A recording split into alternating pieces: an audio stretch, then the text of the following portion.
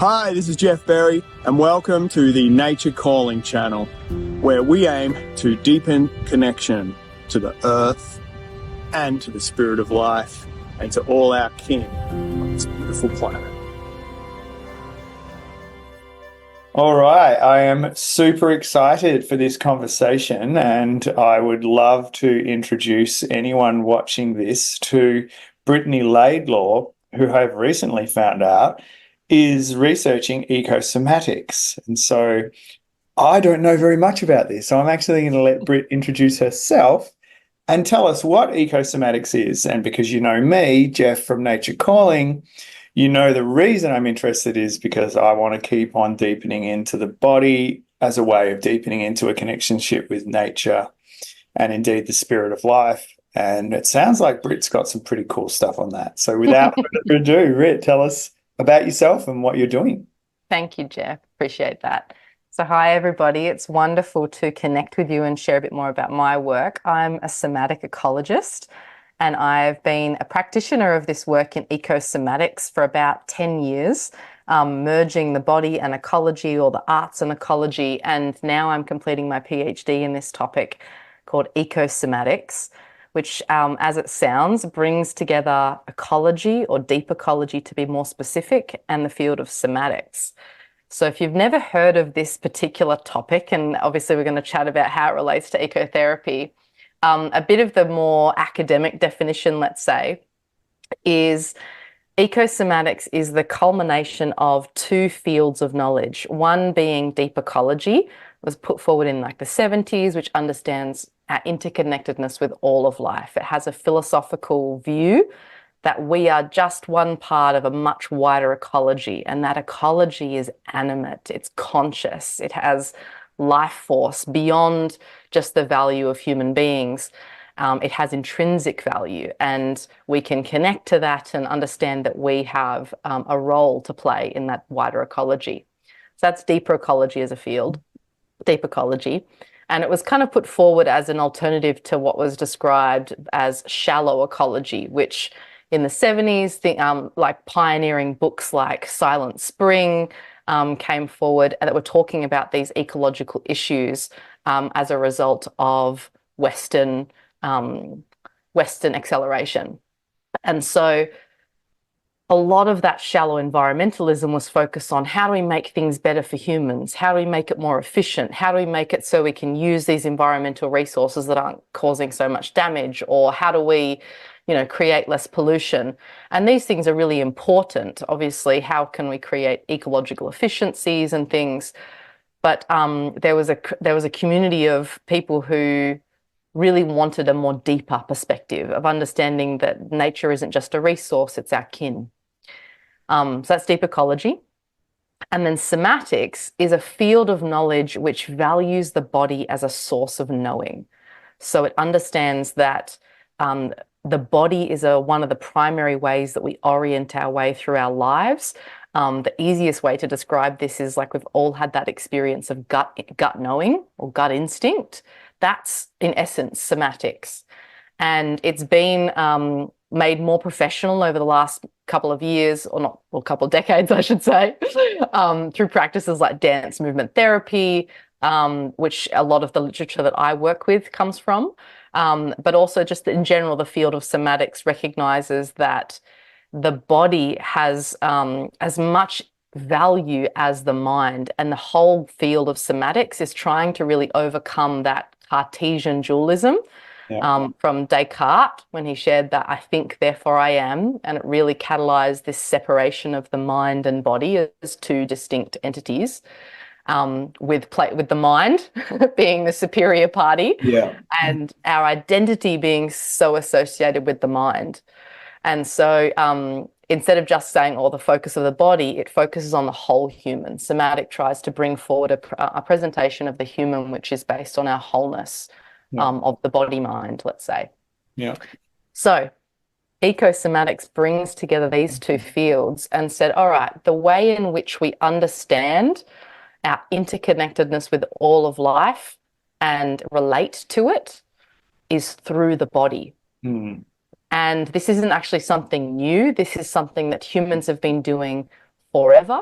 This is Mm. just something that a practice or a perspective that has been lost in the last 200 years or so in the acceleration of modern Western culture. Yeah. But if you look to all of our ancestors, the ways in which we knew ourselves as nature and related to the animate world was always always through somatic practice, through singing, through dancing, through shaking, through ceremony, and what essentially the principle of ecosomatics is based on is two things. One is if we want to talk about connection to nature or connecting to the natural animate living world, connection isn't a concept. It's a felt embodied experience. You know, we can't think our way into connection, just like we can't think our way into riding a bike or Yeah. surfing a wave. Yeah, that We rings. actually have to feel it. Mm. It's a somatic experience. Yeah. And so if we want to build our connection to the natural world, that's done through the body, just like connection is done. And the second is that, and this was one of the pioneers who was started to talk about somatic ecology, Robert Bettman, who wrote the book, I think it's called Somatic Ecology. And he put forward this idea that we cannot expect to be able to connect with the wider body of the earth, the greater earth body, Mhm. unless we come home to our primary ecology, which is the body. Yeah. And so that's the kind of summary of ecosomatics as a field. And where I'm taking that is my own little field of it, Of course. which maybe we'll get to, but that's Mhm. kind of a bit of a summary and an introduction for Ooh. your students who was listening. Yeah, that's really fascinating, and that definitely fits. I mean, everything you've just said totally fits, at least with my approach to ecotherapy. But the reason I was excited to speak with you, and that you've already touched on a direction that I wanted to go in, and in fact already challenged, where I see it, is how you saw somatic practices. So I've already jotted down a few things, but that was the one that made me think, oh yeah, of course, that's obvious. But because when I think of being in touch with my body. So when I think of what I think of as a somatic practice, it's very contemplative. Like I'm more of a contemplative mystic than an ecstatic mystic. It's, Yeah. it's meditating in nature. But what was interesting to me is as soon as you said the body is a way of knowing, you went to singing and dancing, and I was like, oh, exciting! That sounds fun. That's more of well, in my terms of reference, ecstatic Yeah. mystic, it's like getting into that full sense of gnosis, of knowing, of full body mind connectivity, actually through action, Mm. which I find quite exciting. I mean, so can we jump straight there? Like, what are the kinds of Yeah. things you do to really sense somatic yourself as this deep ecology informed somatic being and connection? Yeah. Well, I want to acknowledge too, my background is dance. And so I immediately go to dance as like my go-to. And that was the kind of premise of my PhD starting off is actually looking at, I've framed dance as an ecological necessity. Mhm. You know, it's not just this performative thing that's done on a stage that's kept for a certain group of people that are only trained dancers. Like dance is such a human quality. It's such a innate human skill, and it's the way that we connected, well, one of the primary ways that we connected to the natural world. And that's been my passion as well. Sure. However, even just in my personal life and in my research, I'm more focusing on somatics because when you say dance and when you say, singing and some of these more ecstatic forms and expressions, we think of the performative qualities of those, whereas in the dance that I'm talking about, or the movement rather that I'm talking about, is somatic. And what do I mean by that is it's rather than being performative and of service to the external or primarily oriented to the external, the primary orientation is the internal experience Mm.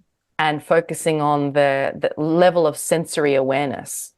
And so you could still be having a profound somatic experience and somatic connection with the natural world and simply be so still and focusing on the inhale and the exhale of your breath and how that moves through your body.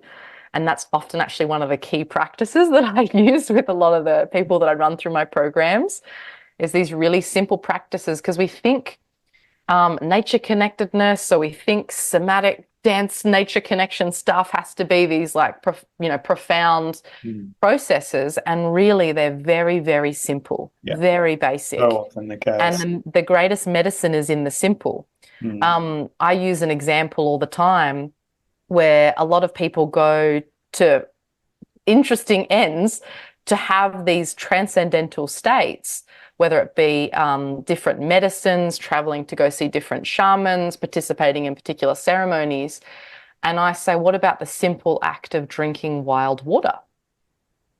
The living memory at a vibrational level of your ancestors and their relationship to the natural world and all of their wisdom exists in wild water, exists in living water.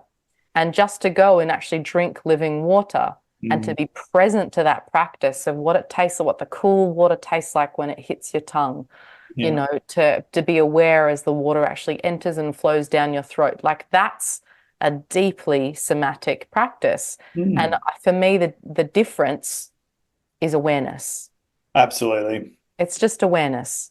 Every like, we can be the most profound nature connected beings walking down the street, and the same person can be walking right next to them and be having a completely different experience.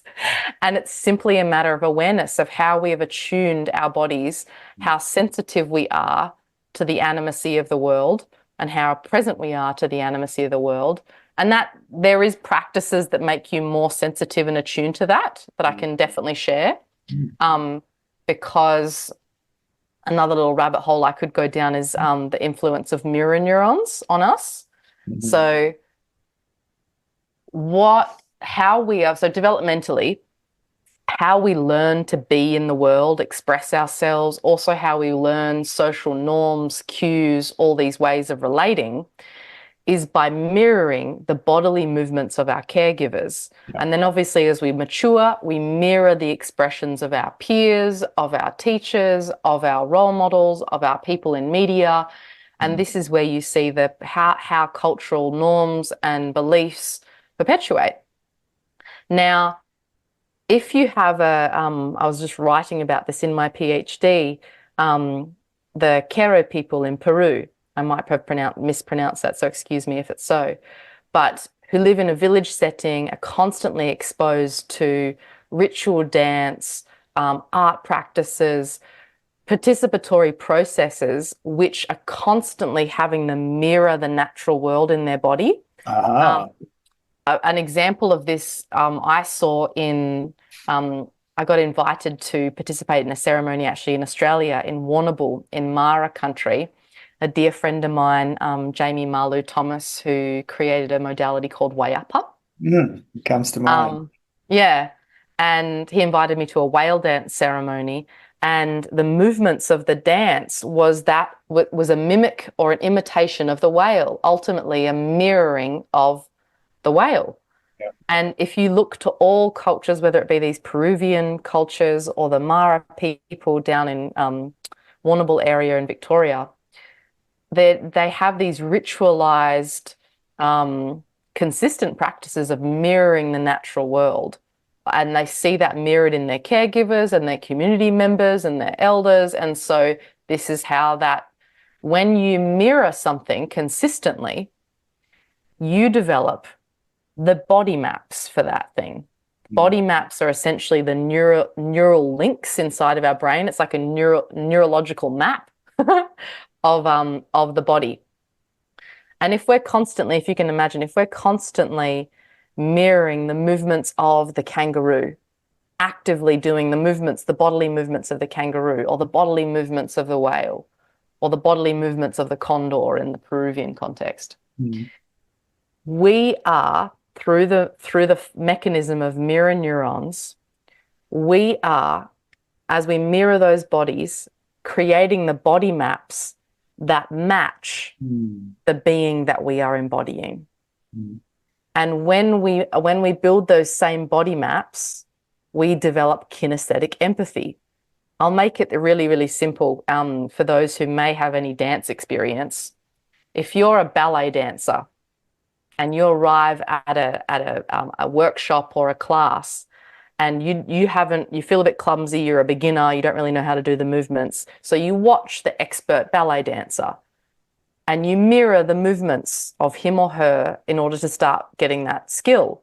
And as you do that, as you progress, what's happening, of course, you're building the muscle capacity and things of your body, but your brain is actually starting to create those neural links, the body map that reflects the same body map of your teacher. Yeah. And as you do that, what will happen for a lot of dancers, and I can say this happens, is that you start to be able to preempt the movements because you've built the same body map and you have this kinesthetic empathy between you. Yeah. Now, sorry, you go. Well, no, keep going, but I want to capture something there. So Yeah. come back to that. Notice, I'll come back. So what I'm saying is we can do this with the natural world. And this is what Indigenous cultures or earth-centric cultures have done. And this is why their bodies are so attuned and sensitive and aware of the natural world. So to bring it back to the example of the two people walking down the street, one person can be vibrantly sensitive and aware to the natural world and feel radically belonging and connected, while the other, let's say, they were raised in a modern Western culture where where there was lots of exposure to television or screens, or there was no ritualistic practice, or like I know for me, it was probably similar to my upbringing. And in that way, by no fault necessarily of the individual, is that my nervous system, because I haven't spent time developing my own body maps that are reflective of the natural world, naturally, my level of sensitivity and attunement to that will be much duller. It's reduced. And so my experience walking down the street right next to someone who has done that will be radically different. Yeah. And so that, and my questioning of like why I got involved in this research is, okay, well, as someone who is from a modern Western cultural background, how do I develop my body maps? How do I build my sensitivity to the natural world so I develop this profound sense of connection and belonging? And that's really what got me into ecosomatics and where my research has taken me to. Fantastic. It's like we're in parallel worlds, but we've come from, different places. I think I came through philosophy and literature, Mm, the stories. Like I was just attracted to stories that made me feel connected to the world around me. I think I just had a very instinctive appetite for that. And that was partly because I lived very close to nature, and went to it. mm, It was very much an alive being. I could say resource to me, but I was always very open to it as a living mm, thing as well. So there was some kind of embodied empathy going on there that, of course, I didn't have a language for. But when I caught where you were going, because I'm thinking, okay, what I want to get out of Britt's story is how can this work therapeutically for mhm, in the framework of ecotherapy and ecopsychology, which is you've basically said. I mean, it's just there are so many overlaps and similarities. And in fact, I do a kind of totemic animal dance in my retreats as well. But I leave it open. It's more of a discovery. Whereas, mm, as you were saying, like in traditional cultures, it's like, okay, this is the kangaroo dance, this is the yeah, eagle dance, or whatever. And it's like I can really sense how people would feel kinship. It's very important to me. I think something we lost through modernity, tracing modernity back to the agricultural, to urban the basis of urban civilization. But the word that I thought, oh man, this is what I want to get to. And then you said it within the next minute was belonging. mm, How much more you feel like you belong in your body because your body's alive and awake and you're like, there's the clouds, there's the sun.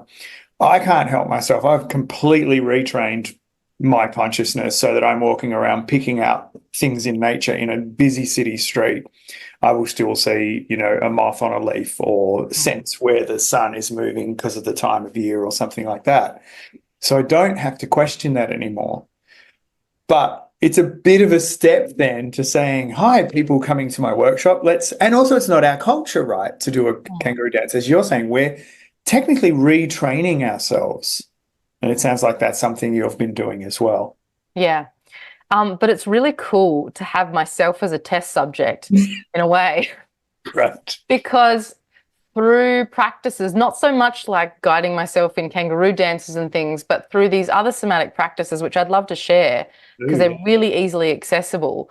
I have noticed my own nervous system has been, and my body, let's just say in general, has been more attuned to the natural world, where I kind of joke, like one of my little jokes, it's an example of this, is I've become this incredible whale spotter. And that is when you, yeah, when you become, so I live in Byron Bay. For those who don't know where that is, it's a gorgeous place on the east coast of Australia. And one of the kind of icons of this area is the whales that come by during this season, actually. And something that I teach my students is how to cultivate a particular state of awareness or a state of sensitivity that somatically you become really attentive to whatever's going on in your landscape, and your body responds quicker than your mind actually has, or that your mind can conceive. And so I experience this all the time because I work on this all the time. I do kind of practices even just driving my car. And to the degree where I'll be walking down the beach and without fail, for no reason at all, I will randomly turn at the exact moment a big whale jumps out. And I've had this be the case with I've been walking along and I just feel I need to go this direction. I was on a survival trip. I've done a lot of survival skills training. Yeah. And once I was on a survival program and everyone was kind of setting up camp over in this direction, and I just felt that I had to go over this area. Something really was calling me. And I ended up finding this incredible cave that could sleep pretty much everybody without the energy loss of building this massive shelter. Yeah. And we found an animal that we ended up ethically hunting to be able to feed us all. And if I hadn't have followed that intuitive tracking, then we wouldn't have found that. So I've enjoyed using myself as the test subject that Yes. this actually works. To Oh check my it God, this out. is real. This works, because I can tell you right now that I was not this way. I was deeply, like, I was quite afraid of the natural world, not in the sense that I would be afraid to just go out during the day. I'd still loved going outdoors, but particularly in the dark, could not go out in the dark by myself. There was always something kind of lurking in there. I came from an experience where I had personal trauma, like particularly embodied trauma in my life. And so that has an impact on the openness of one's nervous system and freeze states and things. So it's absolutely something I've trained. And the fact that I've trained myself into where I am and noticing how it's still continuing to blossom is evidence for me Mm. that it works for others. And I've had the feedback from many, many, many, many others that are like, wow, even just in a 10-day format. I have previously run 10-day programs, Yeah. and people often arrive, they've never camped before, they feel radically disconnected, often living in a very heavy urban setting. And by day 4, had the tears rolling down their eyes, just remembering of like, oh my God, I belong. Mhm. Where did this, wait a second, did you flip a switch in Yeah. me or something? Like suddenly I'm somatically on, and it actually doesn't take that much to Yeah. remember. Well, you would have heard that phrase, wouldn't you? That modern culture is 3 or 4 days deep. Yes. That's just It just comes up so often, right? So many of us that have done that have said that 3 or 4 days, no screens. And if, best case scenario, some awareness practices Yeah. to really bring it on. But yeah, it's not that far away, right? And I keep coming back to, you understand 99% of your ancestry evolved in close contact with nature. Like, sure, you can wipe out a memory in a generation, but it'll come back. But there is Yeah. just so much keyed in information. But the thing I want to come back to that I got super excited about in that patch was like with your whale calling, or that kind of a somatic awareness connection, quite Yeah. specific one. What I love about that is it bridges the divide between, in the West, people like us, people like the kind of people hopefully that are watching this, we're looking for something trans-rational. We don't want to be irrational. We don't want to lose what we've gained. It's like I want to keep my critical intellect alive, Mm. but I want to be very open to these kinds of experience that rationality has, well, the history of our rational socialization has taken away from us as at Mm. least as part of an everyday life. So things like the synchronicity of just turning just as a whale breaches, they're kind of like, ooh, that's a bit psychic, Whereas for Indigenous people, you hear them talk about that kind of stuff. It's a totemic relationship. It's like, no, no, no. That's because my mind's connected to the way that body works, or my body's connected to the way that mind works, however you like to see it. There's Mm. a real connection, and it's unquestionable. It's just that we don't have the framework to get in on it. But Well, part of I you can actually share a bit getting more that about that framework. actually. Come on. I can share about how that works if you want to hear Go on. it. Well, so in my work, I teach something called the Earth Framework. It's a framework that I developed, which is an ecosomatic framework for how to bridge this gap inside of us. And a portion of that is it's an acronym, and a portion of that is called allies. The A in that acronym stands for allies, and within that work, there's a whole section of allies that we work with, and one of them is called alpha state, brainwave state. They're actually all A's, ironically. But in alpha brainwave states, so it largely explains how we actually participate in these processes, which we think are just magical or that only exist for Indigenous cultures. And they're actually quite easily to practice. So ancient trackers, which all of our ancestors, had obviously come from, and knew how to, the way that they tracked animals in the landscape was accessing alpha brainwave states. Now, if you haven't heard of these brainwave states, they are different oscillations of our brainwaves. And so we have beta, which is our kind of doing, on, thinking, planning, analytical, like lots of mental activity. It's also the thing that stimulates our sympathetic nervous system responses to like get up and go and get out of there, fight, flight type of situation. Very useful in the right context, but we're never meant to live there. Yeah. And, we're meant to be there maybe 5 to 10% of the time. Right now in modern Western culture, we're there probably 90% of the time. The next brainwave state is alpha, which is alpha is often that meditative, calm, lucid, but radically present. We're really open. It's often what you experience in meditation or a walk in the forest. People talk about practices such as forest bathing. Ultimately, it's a practice of getting into alpha.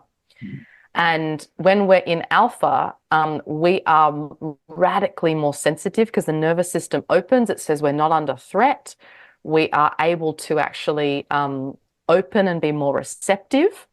And this is the state where we learn best because, if people only knew that kids actually learn way better when they play because play activates alpha brainwave states, though school should really be about play. If only they knew that. But it's where we're most receptive for information coming in and also out. And Tom Brown Jr., who was kind of the grandfather of the modern bushcraft survival skills movement, he called alpha the state where spirit moves through all things. And then we have deeper states like theta, which is when we're in that dreamlike state, maybe a trance-like state. If you've ever participated in a drumming journey or something that puts you in a deep trance state, it's also in that lucid dreaming state. That's theta. It's where we access information that we were never taught. And then we go into delta, which is the deep, dreamless sleep kind of state. So back to alpha. Alpha is where we are designed, the human body, in its optimal functioning, is designed to live. As I said, we spend kind of 90% of Western culture in beta, but we're supposed to spend 90% of it in alpha. Yeah, right.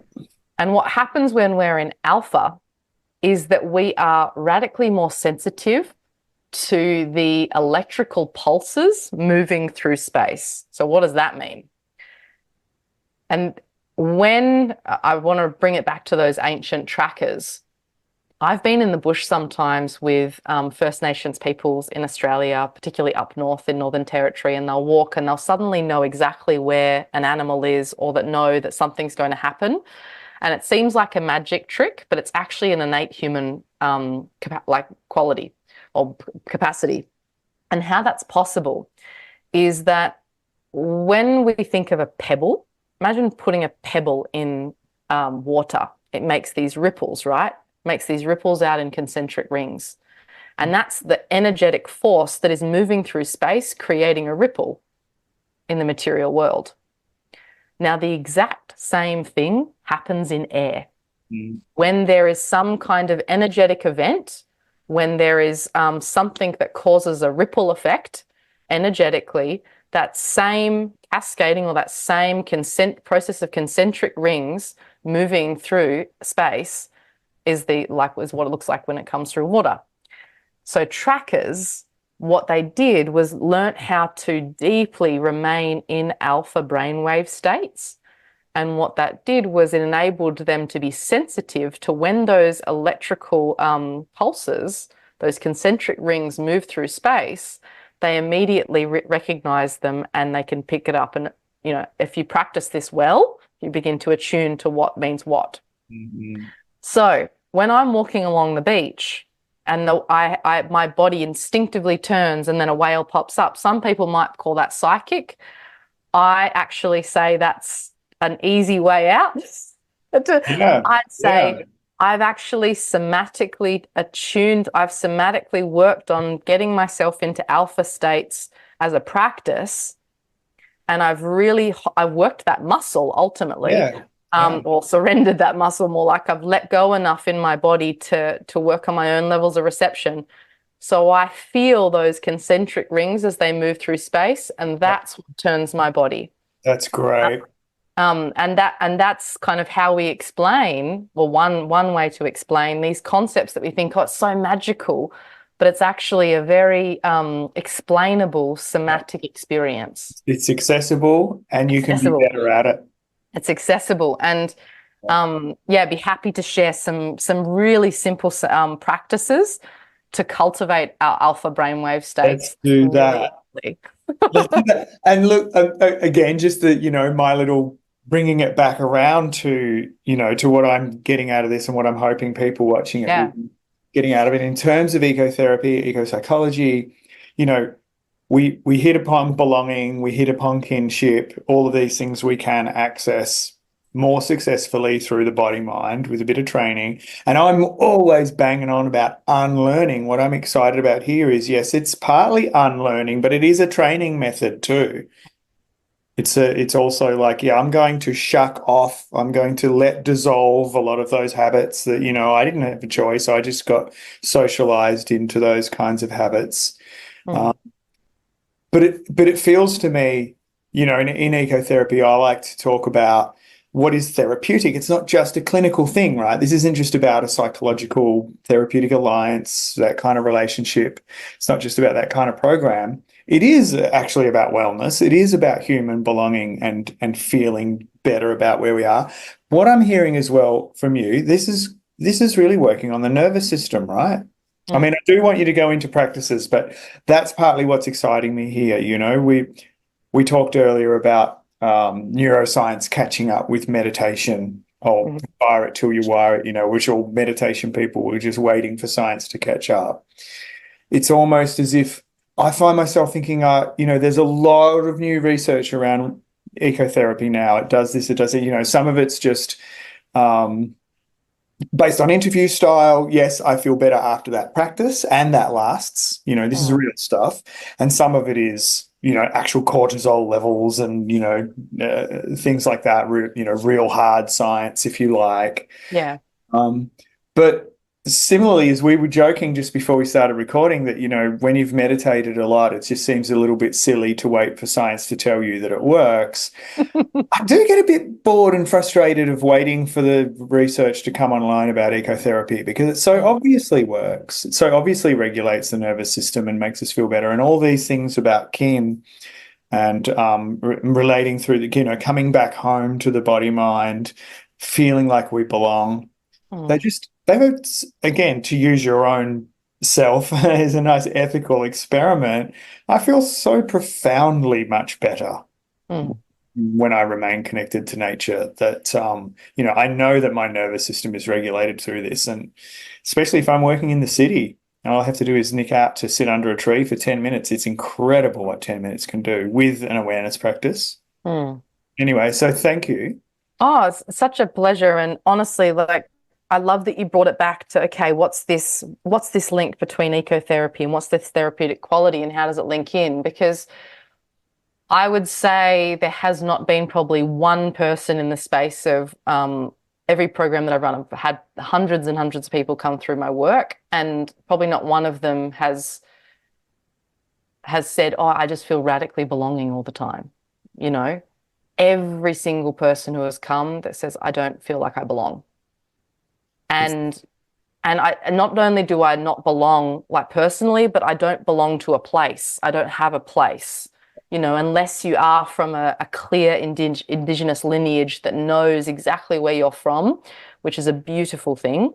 But for a lot of people, we're a bit of a mishmash of all different places and peoples, and there's this lack of sense of where do I belong? Where's my place? And that has a very, very deep influence on our well-being, far mm, greater than I think most people realize. I don't think we actually can conceptually understand that, but at a deep psychological level, that question of where do I belong, who do I belong with, what place do I belong? It's a fundamental aspect of what it means to be human and what it means to be well as a human. nice. And so, yeah, it's a key part. I would 100% agree with you, and I almost feel like we're going to have to write that paper together. Yeah. Because, like I said, I'm pretty much over the academic publishing. I kind of did that post PhD period, but at the same time, I'm waiting to see the kind of literature I want to Mm. see arising out of the work. And sometimes I think, well, look, okay, I've had enough. If no one's going to do it, I'm going to do it. But people working together is part of the key. But don't let me take you away again because you were about to tell us some secret. Some practices. Well, that's what that it still links in perfectly because it's really like, what's the point of these practices, right? And it's because they're a bridge to that felt sense of belonging. Just like connection is a felt experience, belonging isn't a concept. People think belonging is a concept more than they think connection's a concept. They're like, I just want to belong, and it's like, no, belonging is an embodied experience. Belonging is something that you feel. It's not a something that you think your way into. Nice. And so these practices are very reliable ways to cultivate a deep sense of belonging because they open our sensitivity to all of these beings and kin in the natural world that are like dying to connect with us.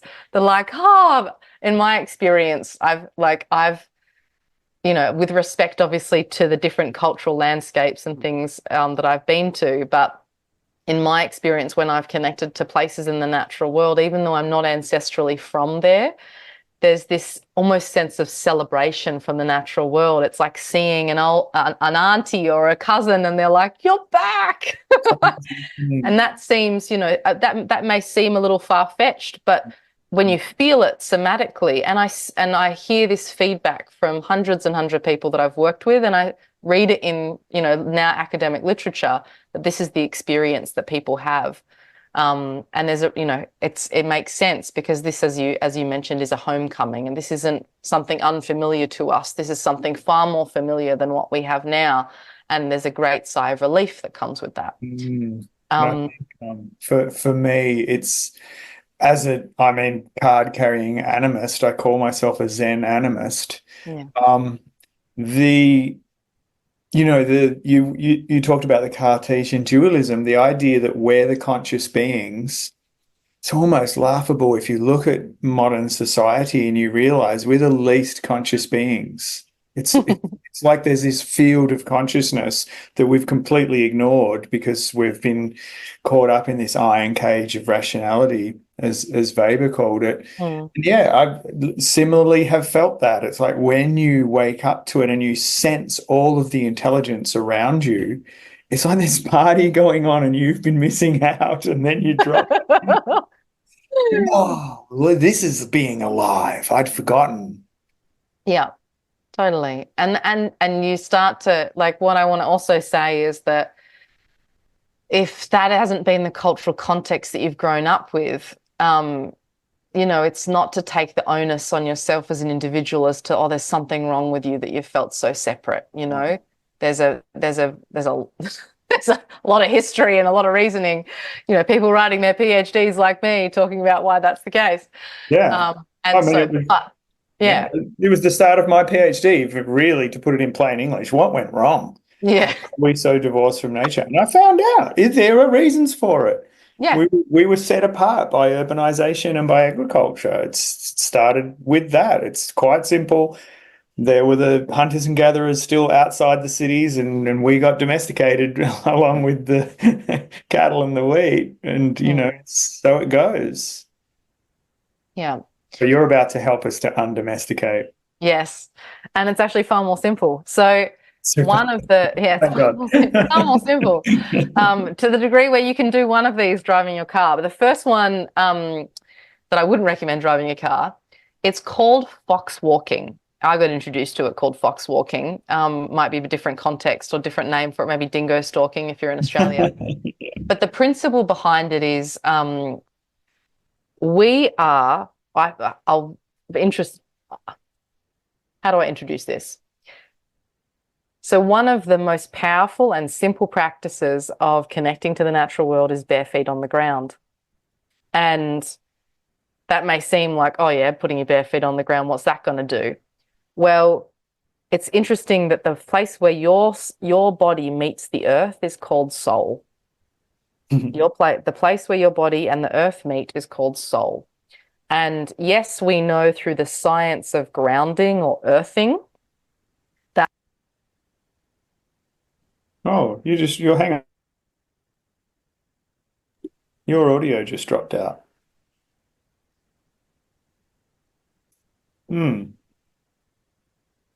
Just after you said grounding or earthing.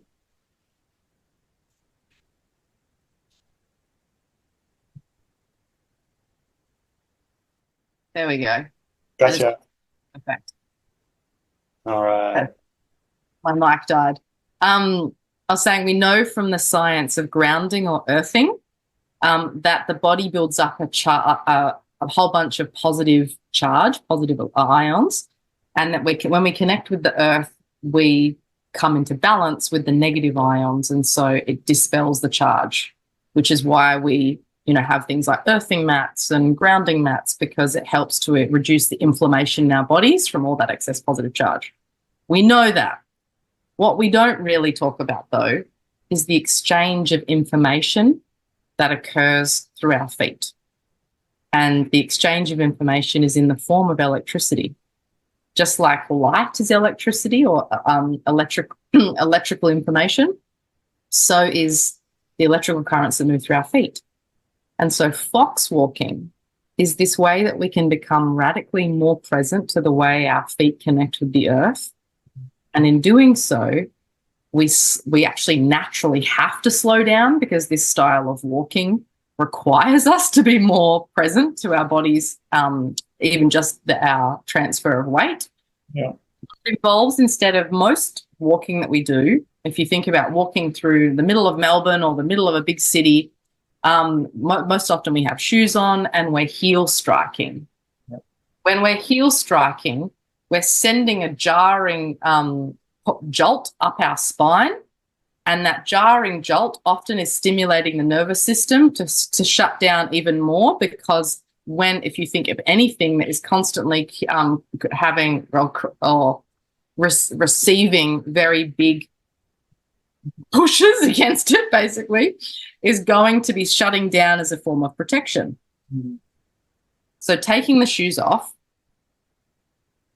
focusing on the feet, and instead, I wish I could demonstrate this for you, but you're going to have to bear with me. You'll get the concept. Maybe we'll edit in a little video of you doing it. Placing the side of the foot touching the earth first. So not a heel strike, just demonstrating with my hands as much as possible. Placing the side of the foot on the ground. And once you feel comfortable, you're going to peel the foot onto the ground and then transfer your weight. Now, this only works if your center of gravity is low, you're down, dropped into the knees, you're not squatting, but your center of gravity is lower, you're not upright and causing pressure on the knees. Center of gravity is low, you're more in the hips. As you're walking, you're placing the side of the foot, you're rolling it down on the ground and then transferring your weight. And if you can imagine, this is often the walk that trackers or hunters, let's say, used in the bush to be able to minimize their energetic imprint. Because when you think about walking through the bush and you're doing heel strike or walking through the forest, think about those concentric rings that we spoke about before that you're sending off, and all the animals and all of the things are going way that way. When you're walking with this really sensitive step, you're reducing those concentric rings and you're inviting more things to connect with you. Was it John Young that said big presence, small awareness, small presence, big awareness? Exactly. Just before you started talking about that, I'm standing at the moment and I actually started putting my left foot forwards on a side. You're talking about the outside first, aren't you? And then it's almost like you peel into it. Pinky toe is.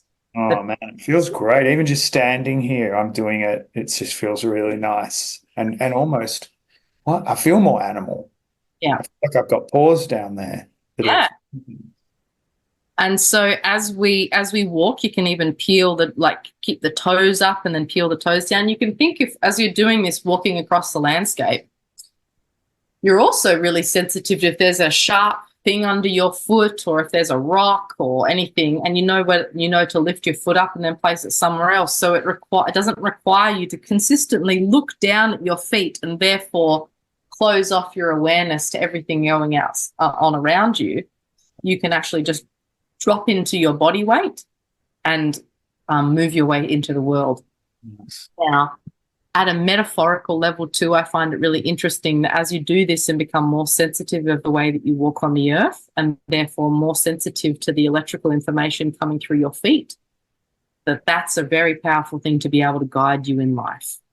You are no longer being guided by this jolting energy that's just moving you forward and perpetuating this beta state. You're now moving in a way that is conscious and present and informed by, whether you're aware of it or not, informed by the information coming through the soles of your feet. Oh. And modern Western culture, we're so used to using our ears and our eyes as our primary sensory tools, whereas the feet actually are very, I'm trying to use a different word than sensitive, but they are designed to be sensory organs. This is why the soles of our feet are kind of soft. You know, the parts of our bodies that are most soft, you think of the forearms and the hands, that's because they're designed to receive information. Yeah. These sensitive parts of our bodies, the back of the neck, the heart area, that's why they've got these kind of outer, the forearms on the backs or the backs of the hands to be able to protect these sensitive areas that were used. You know, if you think of the ancient healers and things, they would use these parts of their hands to transfer energy. So, fox walking. Fox walking, love it. I mean, I'm a barefoot junkie, so you talk my language. The other, which is my personal favorite, and I started with fox walking because when you do these two in combination, it just amplifies it, but you can do this without fox walking, and it's wide angle vision. Such a simple but transformative practice that is those two combined, fox walking and wide angle vision, whilst obviously breathing into the belly is very helpful. It's another exercise I can share. Puts you into alpha in often less than a minute. Wide angle vision occurs when we're using our full peripheral gaze. So in that modern Western cultural context, we are constantly being put into tunnel vision, whether it be through our screens, our phones, through our computers, also just the principle of tunnel vision by focusing on our goals, being driven to a target. We're very beeline thinking in our way of life, this tunnel vision. And what that does is, again, just like that jolting up the spine, it closes down our sensory faculties when we're in tunnel vision, and it closes off our sensitivity to the wider ecology.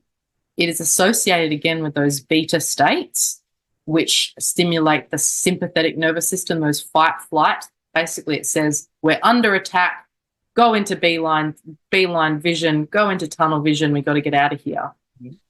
Or when we use those, we're also hunting, and you can think of the amount of adrenaline that's required in that circumstance. Wide angle vision occurs, I often get my students to do this, where I ask them to place their hands out in front of them, just like two palms facing each other, and keep an eye on your fingertips in each hand. And without moving your head left or right or up or down, without anything changing, even your eyes, take your hands as wide as possible with maintaining your sight on your fingers, and see how far you can take your hands back and forth, play around with the edge of where you lose your vision, and do the same thing up and down as well. Yeah. Do that, maintain the full sphere of your vision without having to turn your head. And what is involved is you have to kind of soften your gaze. And as you do that, you naturally feel, I personally feel it like at a nerve level, something wash down your back. There's like a sense of calmness. There's this awareness. And in this wide angle vision, you're more sensitive to shapes and colors. You actually have the capacity to see in the dark. If you ever want to go out, and if you have a bit of maybe a fear, or if you want to use your tracking skills to see if you can find your way around your kitchen at nighttime without turning the light on, you can go into wide angle vision, and it makes you far more sensitive to different shades and textures. And it's one of the quickest ways to be able to access alpha. I often use wide angle vision because, again, as it puts us into those parasympathetic states, the rest and digest, it helps us activate our neocortex. It gets us out of those more lower centers of the brain, or we're talking about the model of the triune brain. Some of your students might know that, which is the brain stem, the limbic system, and then the neocortex, which is our higher order thinking, visionary thinking, things like that. Wide angle vision helps us access those higher centers of the brain, and which is better memory recall, better visioning. And as a little party trick, whenever I've lost my keys or something, I will go in my house, I'll go into wide angle vision, and without fail, my brain will remember exactly where they are. Okay. Yeah. And so wide angle vision, when doing this out in nature, I encourage all of your students to go and do this, whether it be driving the car or whether it be going on a bushwalk, and notice how it changes your somatic presence. For me, as soon as I go into wide angle vision, I become really aware of what my belly feels like and what my feet feel like. When I'm in tunnel vision, I'm completely, I'm honing my awareness and my presence to you, to the external world, to what's outside of me. When I go wide angle vision, my internal focus is honed. Yeah. I'm much more aware. Instead of externally directed, I'm internally directed. And ironically, when I'm internally directed, I'm much more sensitive to the external world. Sure. Just in a different way. Exactly. And so those two things alone is what has made me a whale ninja. I do that down as I'm walking down the beach. That's my practice. I go and I fox walk on the beach, and I go into that wide angle vision. It's my place where I go to like clear my mind and just drop back into my body, especially after working at a computer. And that's how I've developed this awareness to those concentric rings. And ultimately, it's this profound sense of belonging that you feel at a embodied sense. The thing I want to add to that, so it's another section of the work that I do, but without going into that in full detail, is combining that with deep diaphragmatic breathing, which is belly breathing for those who don't know. So around our diaphragm, is wrapped around our diaphragm is our vagus nerve, and that connects all the way back up to our limbic system and a little part of us called the amygdala, which is another ally in my work. The amygdala is our internal threat detector. It's the part of us that is constantly on the lookout for a threat. And culturally, at a level beyond, it's in your subconscious, in your unconscious.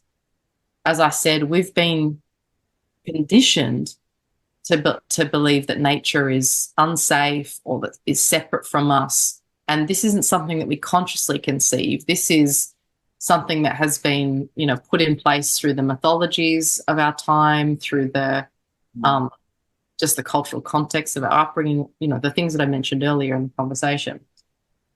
Without realizing it, we naturally have this separation and potentially sense of danger in the natural world. So when our amygdala is constantly on the lookout for that, it prevents us from connecting. And so deep diaphragmatic breathing in through the nose, sometimes out through the mouth, but otherwise out through the nose as well, breathing into the belly, it massages the vagus nerve. The vagus nerve communicates with that part of our brain, our limbic system, and the amygdala that says we are safe, that we're okay, we have the capacity to connect. Because when we're belly breathing, we don't belly breathe when we're in a state of fight or flight, when we're in a survival situation. We often thoracic breathe, we chest breathe. Yeah, Pulses and communicates with the brain. All right, we're on. We got to get out of here. When we're belly breathing, we know that it's safe to open, to be more receptive and sensitive, and therefore we're more available to connect. So those three things in combination: wide angle vision, belly breathing or diaphragmatic breathing, and fox walking. Try those next when you're walking in the bush or walking in the forest or wherever you like to walk. And I guarantee you will see a very quick shift in your awareness. Yeah. And practice that as a kind of ritual practice on a daily basis, or as much as you can. You can probably be a whale ninja too. Or some kind of ninja. Everyone's got their animal. But you will experience what we're talking about here as belonging, not as a concept, but as a felt experience in your very own body. And I think that you'll become suddenly more receptive to all these conversations, the wanting to occur with you. You're more available for those conversations of the natural world. And that in itself, the fact that you can converse at this level and feel at this level is pretty powerful for our sense of well-being. I agree with you, yeah. And similarly, my experience of discovering yoga in my early 20s, the main thing that I recall from it, apart from being a lot more flexible than I am now, was the breathing. Was like I didn't realize I was a shallow breather. And through yoga, I realized it and dropped it. And you know what? I have never lost that. I breathe down into the core as a practice, so that if it ever comes out of that, I'm like, oh, what's happening? What's happening? Something's wrong here. So the deep breath thing, I feel like definitely. The peripheral awareness, same thing, but actually, funnily enough, I come at it from sit spot. So I start with sit spot. That's my first practice. And then I say, right now, I want you to do this. And it's partly because when I was doing my PhD, it was on light. And I realized, like you did, it's like we're so visual. And some people say, white people or non-Aboriginal people, we're like laser focused. And then I caught myself. I was like, oh my God, I am. I'm always looking at something. Yeah. And more Aboriginal people don't do that as much. They're just much more culturally trained to be aware of their surroundings. So the peripheral vision, and I think I try to extend that too into the other senses. So to say, right, let's do peripheral hearing, like pick out one thing you can hear that. Okay, now set that one to the side. What else can you hear? And we can experiment with all those things. But it sounds like you're doing them very consciously. You're almost like you're doing these as like training protocols, and the fox walking will be something that I have come across it, but I've never really done a lot of it. I think through that same, John Young tracker kind of space. Um, yeah, this is great, Britt. So these all sound very right. These all really accord with everything I've been working on for a long time. But in ecotherapy, we're often coming back to, okay, how are you? There is that very much like, especially if you're dealing with trauma, people who've suffered trauma, where the amygdala is like, we are hyper vigilant. We are looking, for a very good reason, Yeah. trying to meet people where they are. Sometimes we have to be very humble about where we might get in a session with someone. But what I love about what you're doing is it's so natural, it's so in the body, it's so intuitive, but it's so awake to embodied wisdom and to knowledge. And it doesn't have to be in this therapeutic alliance relationship. It can just be something we can do. It's just something we do as people. Well, yeah, absolutely. And the thing that I want to say is that you can do it twofold. And this is what I've noticed in my work is that there's naturally held well-being and therapeutic benefits from just being out in nature and being more open and sensitive and doing these practices. That's going to be beneficial. Yep. However, to take it further, which is where I take it, is yes, of course, you can do these practices and become more open and receptive. But to take it further as a therapeutic context is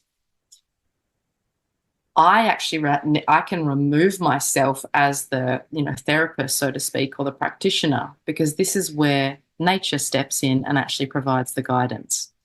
And so, when I take people on these 10-day programs, we work on these. The reason why I have such an emphasis on the nervous system, and that's just a portion of my work. Like it just has been the big theme for tonight, which so often that's the way it is. Yeah.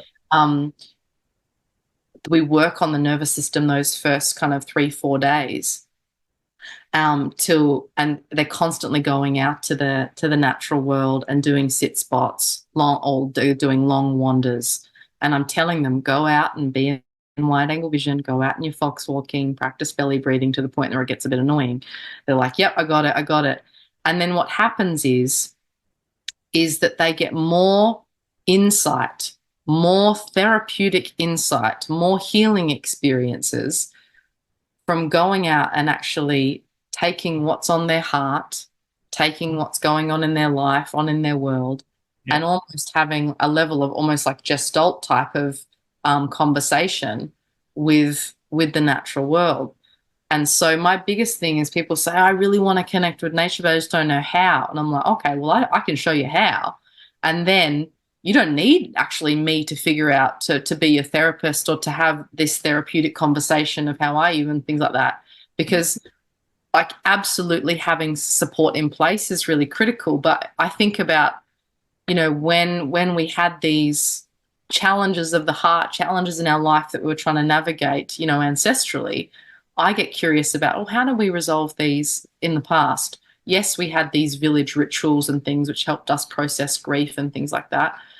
A lot of the time we went out and sat in nature and we received the answers and the insight and the guidance from this cosmic intelligence that is far greater and more all-seeing, has an eagle-eye perspective on things that a mere human couldn't possibly fathom or be able to offer us.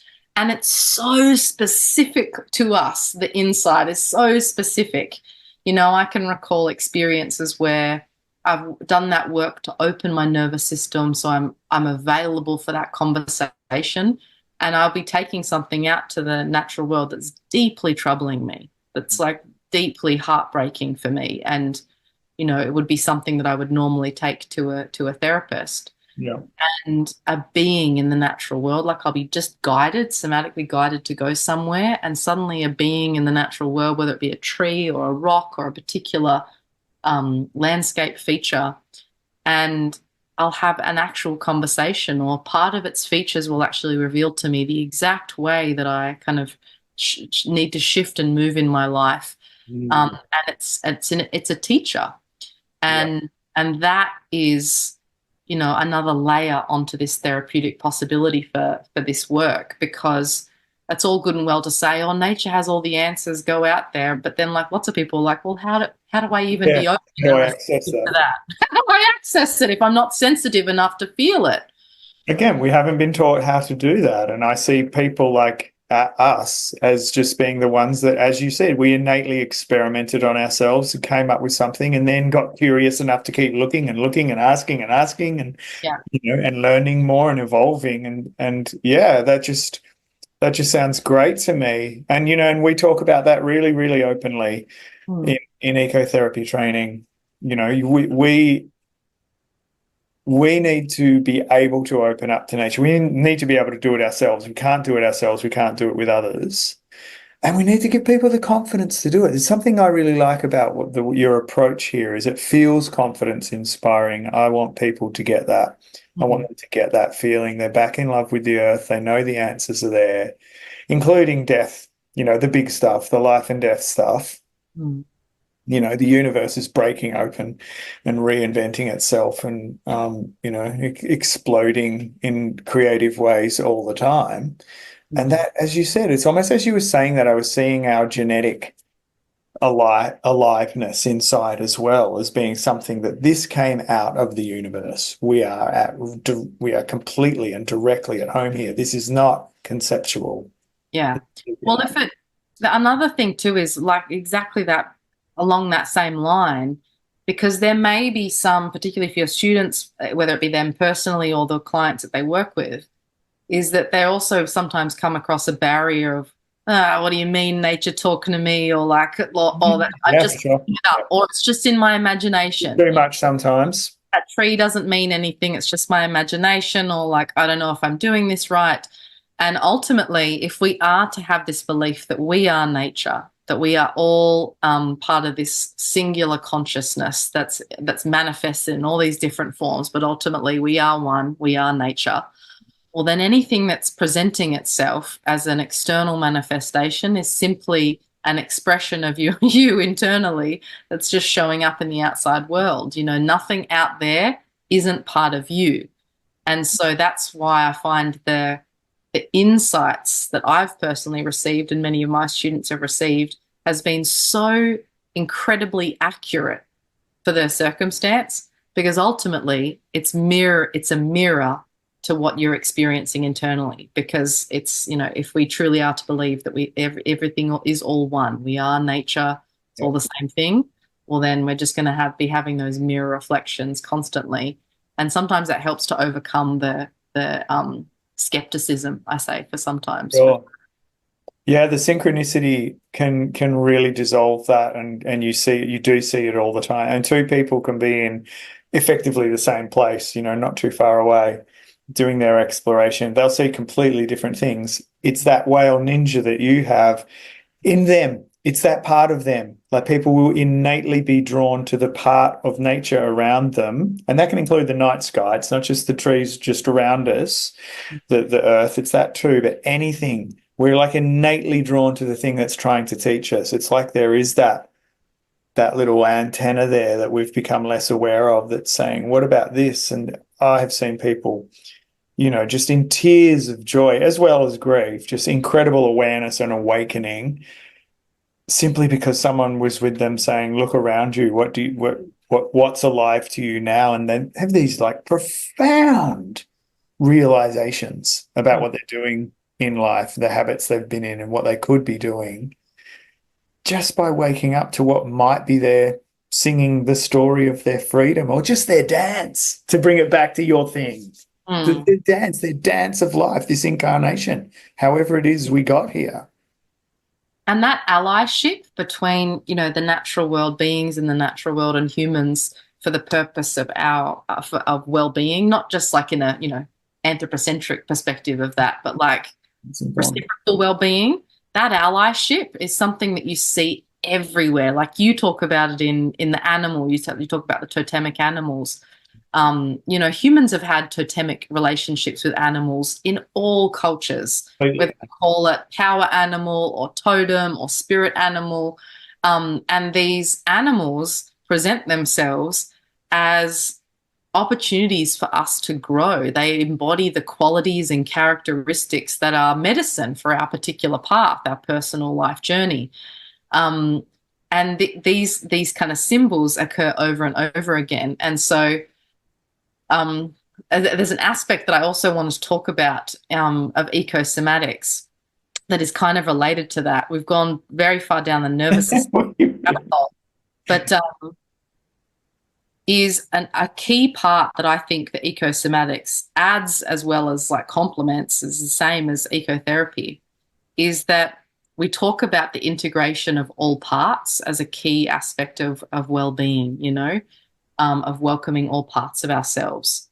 And allyship with these animal beings or allyship with animate beings in the natural world are essentially there to help us nurture certain parts that we might have forgotten or that we might need a bit of extra support with. So ecosomatics does that same principle. It recognizes that we, just like the natural world, are a wide ecology. We are made up of all these different interesting parts. None are right or wrong or bad or incorrect or anything that the ego might assume. But in order to come to this place of wholeness and ultimately in order to develop that relationship with our primary ecology, which I spoke about at the beginning, that enables us to connect to the wider ecology, we have to become an integrated whole in ourselves. And to do that, ecosomatics says we don't just do that conceptually, like I mentally or psychologically can relate to my parts. It says we must somatically connect to the parts. Can I embody that part? Can I, almost like use sacred theatre to embody and ritualize this part? And you think of, again, all those indigenous cultures, that was a really key part of their practice, of their spiritual practice.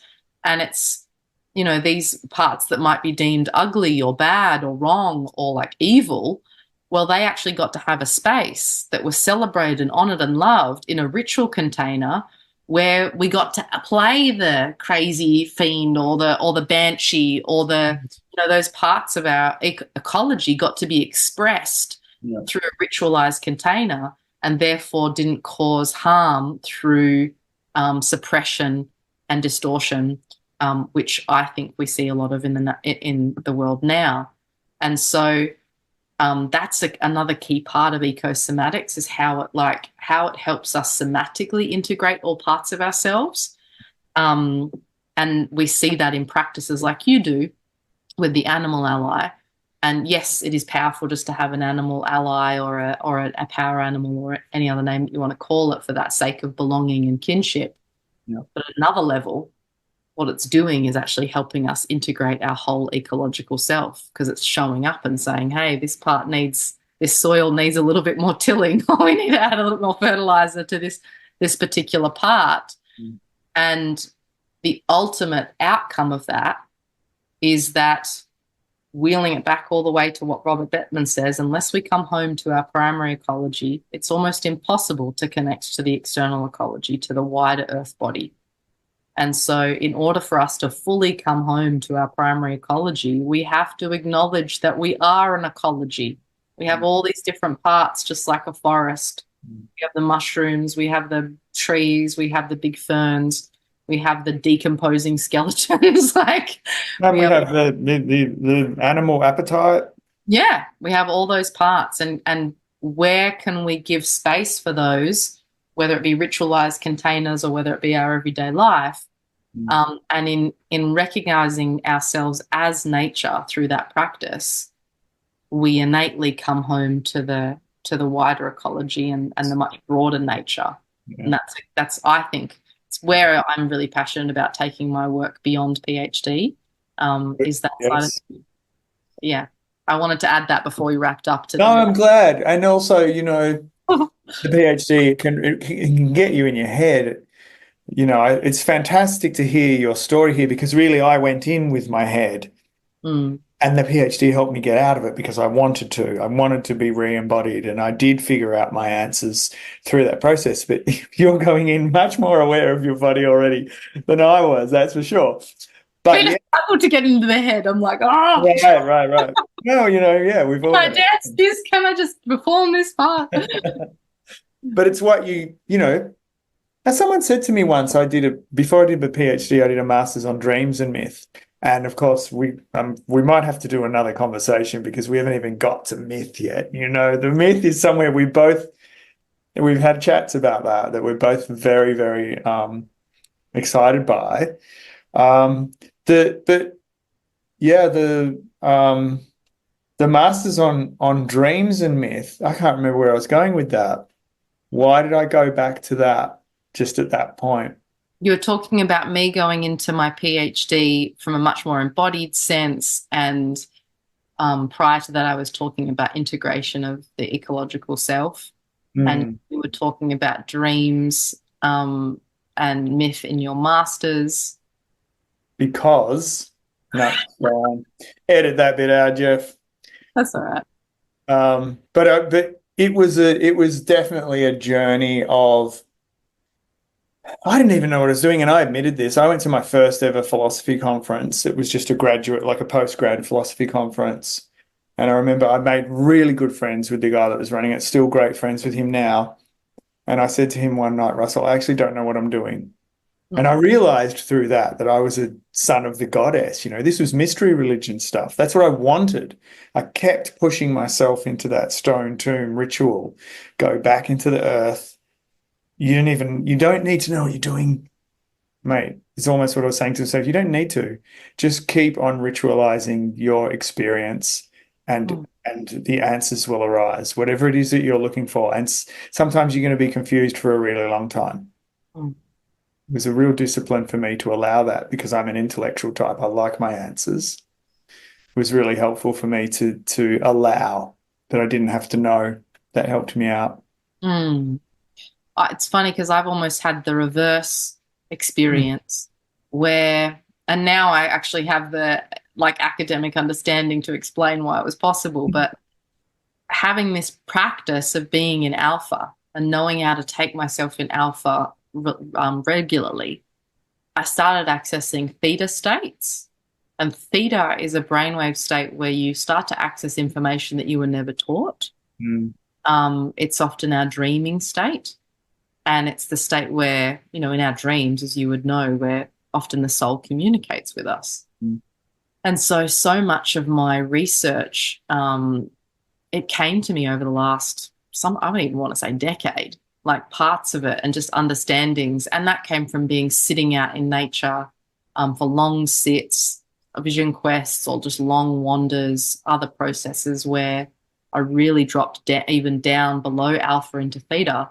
Mm. I had these insights, or these natural beings would communicate things to me, Yeah. and I'd be like, oh, okay, and help me see things a certain way. And now it's exciting because I'm in my PhD, and things that I've just known to be true through those experiences. Doesn't matter if someone believes me or not; they're meaningful to me. They're meaningful experiences. Now I'm actually going back and looking at the data and actually looking at these scientific studies and these peer-reviewed articles. I'm like, oh, they're actually talking about, and I'm able to weave in exactly what I was shown and told in those states over a decade ago. And it's not the matter of that science had to prove them or that I've had to prove them in my PhD to make them real, but it's a testament to the tacit knowledge, or not just the power, but the value of tacit knowledge. Tacit knowledge is knowledge that's deeply embodied, that it doesn't have to go through mental cognition. It's something, it's gut instinct is a great example of tacit knowledge. It's knowledge through experience, but it's also just through that innate knowing, or the gnosis, GNO, Yeah. SIS. Yeah, I use the word a lot. I feel the truth of what you're saying, and I'm so glad we've been able to have this conversation because I think that people like us who are waking up to this kind of stuff, and I'm including, however many people watching this right now are saying, yeah, I do all that and I get all that.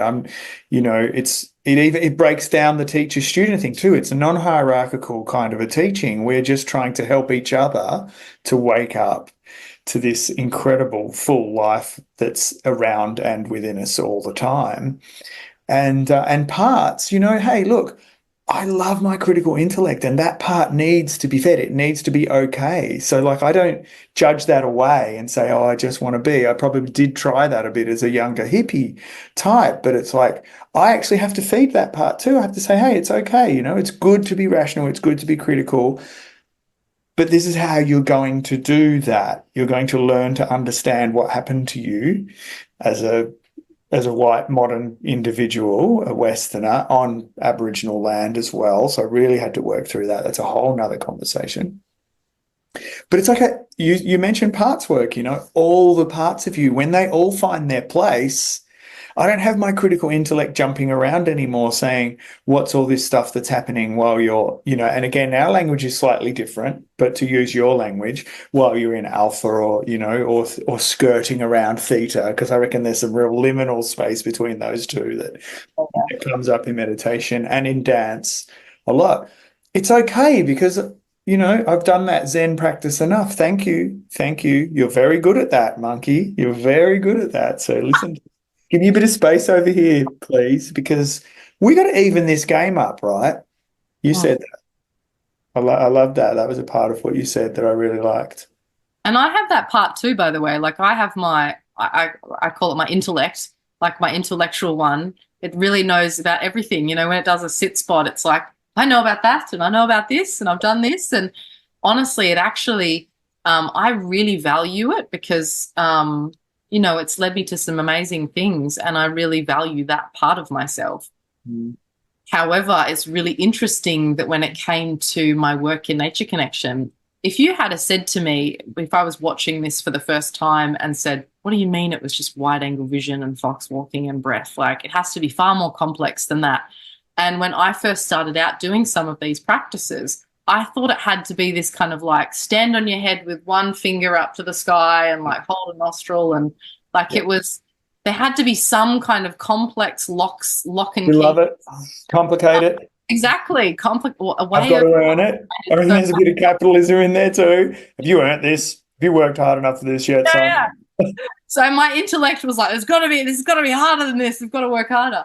And it took me a long time, and I mean a long time, to unwind enough Yeah. to not only feel but recognize the power in these really simple practices. Yeah. And it's honestly, it can be so, so simple, and it's just a matter of that awareness. But I thought it had to be complex Yeah.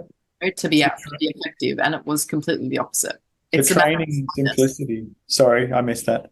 No, I said it's actually the slowness. It's the slowness in which I approached it, which Yeah. made all the difference. And I have found working with trauma has been really, really helpful ally as well in slowing down, Yeah. really closely aligned with a Zen practice, because Zen is saying that all the time. There's an old joke about two old Zen masters laughing with each other saying, hey, what do you think they're going to say when they figure out this is it? This is all there is. There's just breath awareness, and being awake in the mind. There's no special tricks going on here, kids. Yeah. And actually, a part of our game, right, is just to allow that to be, Yeah. come home into that realization. And I want us to add to that too is that yes, that's so simple. And what that does is that it actually provide by coming back to those simple practices and the basics, and ultimately it's just really attuning the sensitivity, really attuning the awareness, is things naturally start to bubble up and move without the cathartic pushing and force that is so often celebrated or marketed on things like social media when it comes to healing trauma Yeah. or healing challenging experiences. And in my experience, emotional release, so I want to call it emotional like alchemy, is actually a key part of this work in Nature Connection and a key part of ecotherapy or ecosomatics. And I can relate it from my own personal experience, but also working with many people, is that when we think of of a body that's experienced trauma. Ultimately, it's just stuck energy. It's energy that didn't get to express and move through and complete. And so it became frozen or it became activated and it's still alive in the system. And what it does is it blocks our receptivity, it blocks our sensitivity from opening and, like I said, being available for those conversations, for that connection. And so naturally, there is a process of needing to move that out. But I don't believe, and through my practice, I've really seen this, is that that happens effectively or even efficiently when there's force applied. Yeah. You know, so unless there's a lot of context being built and it's the right circumstances, I don't want to cast it aside as a wrong practice at all, because absolutely everything fits the perfect circumstance. But what I've found is quite naturally, almost without force, the body knows how to heal. The body knows how to regulate. The body knows how to move this emotion. And often it's much less through force, which is how trauma occurred in the first place. It's something that happened quick and you didn't actually have the capacity to process it because it was so quick and intense, often. Whereas if you approach it really, really slow, naturally the body knows how to come back into equilibrium when it's given the space and the spaciousness, and it will kind of naturally bubble up. And knowing how to allow nature to hold you in that, or even a practitioner in nature to be able to hold you in that, is also a powerful part of this process, I believe. But yeah, it just looks different to how a lot of people are practicing out there. Not necessarily they're saying there's bad intentioned people. I just say it's, I think this is more and more being more common language. And lots of people are practicing because they want to heal things. They want to heal their trauma, or they want to move through and, evolve through experiences. But there may be a bit of a gap in education as to how do we do that in a way that's actually working with the body, working with the way our nervous system, working with our primary ecology, just like the ways that we would work with nature. We don't fix nature by grabbing a bulldozer and being like, we need to fix this environment and solve it. Let's just clean slate. Let's just bulldoze it, and then we'll just plant some trees. It's like that isn't really it either. Love it. I mean, and I think that just to bring this around, I think to almost a really natural, organic place to let it land. Two things that you've talked about that definitely ring true to me. One is, actually, this stuff is really easy and really simple, and we've got to stop getting complicated about it and just do the work, because partly it's practice, right? Like if we don't work these muscles, they don't get better. And these are awareness muscles. Yeah. So on the one hand, it's simple, it's easy, it's quick, and I've seen all of these things, definitely true. And on the other hand, don't force it, take your time, let it happen. It can also take a really long time. We can do state change really quickly, and that's no small thing. We can do state change that's very meaningful, profoundly reconnective, back to kinship, back to belonging. But it's training, right? Then it's time. I noticed in my work, I used to use the word transformation a lot. I still do. But for me, the language around transformation now is just dissolving. It's very Taoist. It's like just let the water dissolve the problem. Don't go looking for the big answer. And funnily enough, I had a testimonial recently that worried me at first, because this person was saying, yeah, I did the work with Geoff, and I went looking for all this big bang and I never got it. Nothing happened. And then she's like, and then I left, we finished, and it was like magical moment after magical moment after magical moment. Actually, it was one of the best references I've ever had. One of the best things anyone said about my work was actually I didn't really know what really happened, and I didn't get what I wanted. That's what she said that I was worried about. And then she said, but it wore into me, and then my whole life changed. It was absolutely really beautiful. I feel like we're definitely going to have another conversation about myth, the ecomythic, the ecosomatic mythic, whatever we're going to call it. But how about that? This has been outrageous. We've been going for over an hour and a half, Britt. I'm not surprised, actually. Yes, I knew it was going to be fun. So anything that's come up that you think of or I think of to launch another conversation, let's follow it up someday. But for now, takeaways. What do we want to leave our listeners or watchers with? Well, I think I wanted to also comment on what you just shared there, which is also another wrap up, is that yes, these practices are they are simple and they are accessible because they're deeply human. Like that's ultimately why they're simple. And they're not so complex because they're our home ground, this is so innate to us. However, they are things to do to notice the power of them. We do them over long periods of time. They're slow incremental changes, just like nature. We change in deep time, and Yeah. so often we're seeking the fast food result. The impact in 30 days, the type of thing. And Yeah. I've had a similar experience where students have come and expecting a peak experience, and it's like a real gentle dissolving. Ultimately, it's peeling all the expectations and layers of everything that isn't you and coming back to the simplicity of who you actually are, Yeah. you know. And what I often have the opposite where people don't write back to me until like 6 months later. And they say, I didn't actually have the words to describe what occurred. And I've had it over and over again. It said it just felt like the tectonic plates in my being shifted. And that's ultimately what it's about, is when we start working with these practices, we're not necessarily overriding the mind, but we're not engaging it in the way that we have to engage it in every frigging thing that we do that's meaningful in our modern Western lives or just modern culture.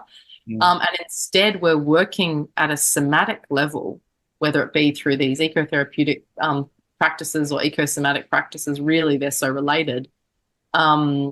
And what we're doing is we're changing our unconscious or our subconscious, and it's our subconscious or it's the somatic. It's the things that aren't conscious in our mind every day in our present awareness, but we can feel them, we can connect to them through our dreams, through our body, through these practices.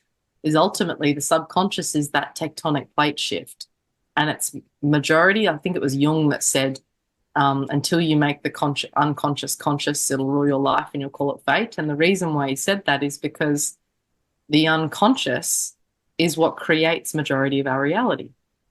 And so if we're opening and slowly attuning and using these practices and states of awareness that change that subconscious, tectonic plates in us, suddenly you'll kind of wake up and you'll be like, oh, I belong. I'm connected. I'm having all these conversations with the natural world, and it's not something that I need to try and practice every day as a 30-day thing, It's actually, it's this process of remembering. And I personally believe that's really why we're here as human beings. We go through on this really crazy little game of forgetting, and then we practice through our lives to remember again. Yeah, Messiah Iliade, the scholar of religion, said that's what religion is. It's remembering. It's remembering that in his language, it was we killed God. We were separated out from the universe. Consciousness is separation in its human form. Imagine being able to retain that consciousness and weave it all back togetger. Yeah. So And what is remembering? This is a section of my work in the Earth framework. Mm-hmm. Remembering. Remember. Member is the body. There's a beautiful myth of an Egyptian myth of Isis and Orisis, and it's a story in the mythology which we'll definitely have to cover in a different chat. But the myth is about her lover, Isis's lover, gets dismembered and chopped into all these different pieces and puts in all these different places across Egypt, and the journey of bringing his body back together and coming into this state of creative union where they create a son. And the principle behind that is this idea of remembering, not remembering with our mind, the journey of remembering what we're here for, our innate state of belonging, our innate state of well-being is a remembering in terms of landing the soul in the body, fully incarnating into our ecology. bringing all the parts of us, just like that Orisis and Isis myth, Mm. bring all the parts of us together to remember. Yeah. I love that use of the language. Sometimes language doesn't do very Mm. much to us, but sometimes it does. Sometimes it does. The keys can be in there. Yeah. Yeah. All right, great. Well, maybe we start with that one. Isis, the great magician, as she was, Osiris sacrifices himself, Set, the nasty brother, Yeah. Horus, the divine child. We Yeah. might start with that. We've got so many myths to talk about. I'm going to park it. I'm really glad that we've had this conversation. I felt like a lot of it was really familiar in a very nourishing way, and I also learnt some new things. And I think also you have helped me to remember some of the work and to make it more conscious. So really value that. Thank you, Britt. It's been an absolute pleasure. I love talking about this. We could probably talk for another hour and a half and I wouldn't even notice. So Well, we will then. Again another day. yeah, I hope this is really valuable to those listening and that there was little ahas and also some useful practices to take home, start using personally and also potentially with clients. Unreal. Thank you, Britt. Really appreciate it. Thanks for watching, and please consider liking this video. And if you want more content like this, subscribe, and the nature calling bell will toll for you. This is Geoff signing off.